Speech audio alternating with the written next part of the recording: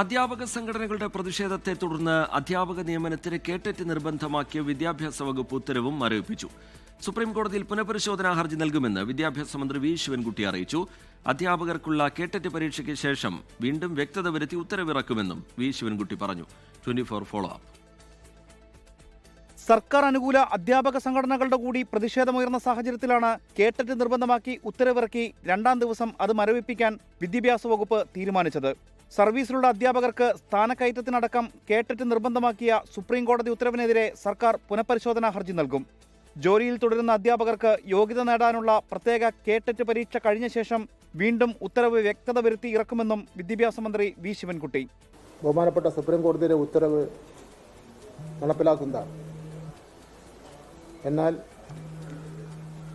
National council four teacher എഡ്യൂക്കേഷൻ്റെ മാർഗനിർദ്ദേശപ്രകാരമാണ് കേട്ടറ്റ് നടപ്പിലാക്കുന്നത്. കേട്ടറ്റ് സംബന്ധിച്ച് ബഹുമാനപ്പെട്ട സുപ്രീംകോടതിയുടെ ഉത്തരവിനെതിരെ റിവ്യൂ പെറ്റീഷൻ ഉടൻ ഫയൽ ചെയ്യുന്നതാണ്. അതിനായി അഫിഡവിറ്റ് തയ്യാറാക്കി അഡ്വക്കേറ്റ് ജനറലിന് കൈമാറിയിട്ടുണ്ട്. 4000-ലധികം അധ്യാപകരുടെ ജോലിയെയും പ്രൊമോഷനെയും ബാധിക്കുന്നതായിരുന്നു ഉത്തരവ്. അധ്യാപകരുടെ ഗുണനിലവാരം ഉറപ്പാക്കുന്നത് അനുഭവ സമ്പത്ത് കൂടി പരിഗണിച്ചാണ്. അനുഭവ സമ്പത്തുള്ളവരെ പിരിച്ചുവിടുന്നത് ഗുണനിലവാരം തകർക്കുമെന്നും മന്ത്രി വി ശിവൻകുട്ടി പറഞ്ഞു.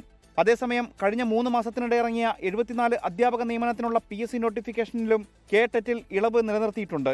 സർക്കാർ ഉത്തരവ് മരവിപ്പിച്ചെങ്കിലും PSCയിൽ അപേക്ഷകൾ സമർപ്പിച്ച ഉദ്യോഗാർത്ഥികൾ ആശങ്കയിലാണ്. ഉമേഷ് ബാലകൃഷ്ണൻ, 24 തിരുവനന്തപുരം. ലോകത്തെവിടെയായാലും ഏത് സമയത്തും 24 വാർത്തകളും ഓഗ്മെന്റഡ് റിയാലിറ്റി പാക്കേജുകളും എക്സ്പ്ലെയിനറുകളും വിശദമായി കാണാൻ ഞങ്ങളുടെ YouTube ചാനൽ നിങ്ങൾക്ക് സബ്സ്ക്രൈബ് ചെയ്യാം.